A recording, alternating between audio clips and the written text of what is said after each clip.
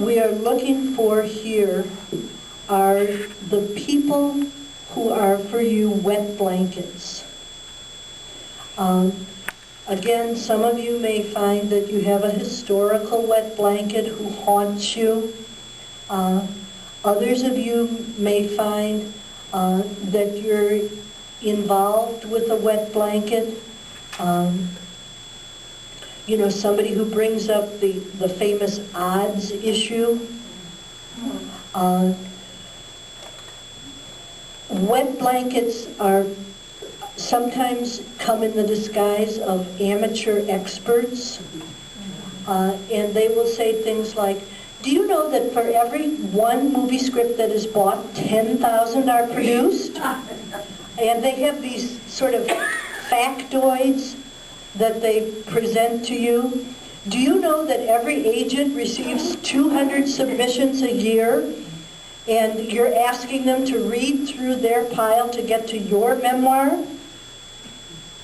I personally believe in The Field of Dreams. I don't know if you remember that movie. Yeah, wonderful movie. And in The Field of Dreams, the logo for the movie was "Build it and they will come." And this is something I very much believe is true with art. When you make a good piece of art, it is contagious. It goes from one person to another. You do start to experience synchronicity, where Emma and I have just spent 8 years writing an opera. And we finally have it in a shape where it can begin to be shown. We recorded 13 minutes of it on a little CD, and we started giving it just to our intimates, just to people that we knew really well, that we thought would probably say, oh wow, it's an opera. And what happened is that we gave it to one woman who just was an opera lover, and she came back to us and said, I'd like to give it to the president of the Theater Guild. Well, if we had shrewdly manipulated for 5 years, we might have figured out some way to get it to this particular guy. But it turns out that they went to Yale together, and they're still best friends. So she's just handing it over. This kind of thing happens.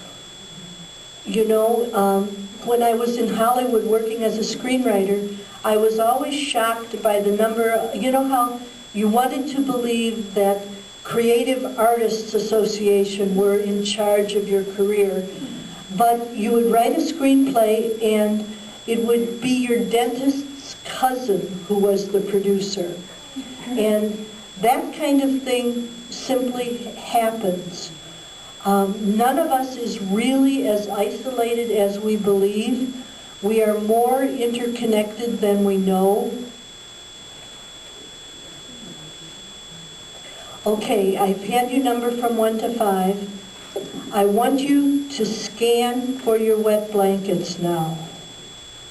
Historical and current.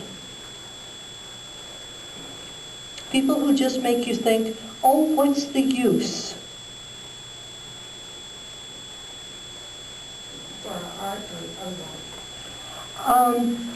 Well, I don't think there is such a thing as otherwise. I think our art is intimately connected to our life, and if they start getting us really depressed about how we're a bad mother, we're not going to have the self-worth to make art. So, wet blankets across the board.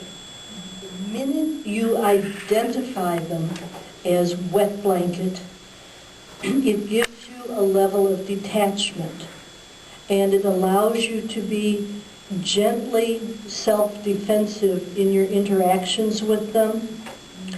Just bringing these people to consciousness in a clear way makes you have a level of containment. What we're going to be tuning this afternoon is your instinct for self-protection. And I don't mean that we will become horribly self-centered. What I do mean is that we will begin to monitor inflow and outflow. Most of us have too much outflow. Many of us have too much inflow, where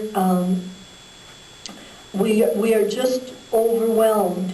I turn my phone off when I write. I have 3 people in my life who are on my little list. They don't know they're on my little list, but when they call, I say, I've got about 10 minutes. Yeah. I'd love to talk to you. I have 10 minutes. How are you? And that's the cue for a monologue. So I figure every day I can put in a half hour to 45 minutes of just listening. You know, I don't know about the rest of you, but sometimes I think of myself as a place. You know, people come and sit under the willow tree and they just wail, you know. And with some of them, I don't want to particularly draw a boundary, but I do find I am protective of my time. You know, my message says, if you get this message, I may be writing. I will get back to you. That's a magic sentence, I will get back to you, instead of I will allow you to interrupt me no matter what I am doing.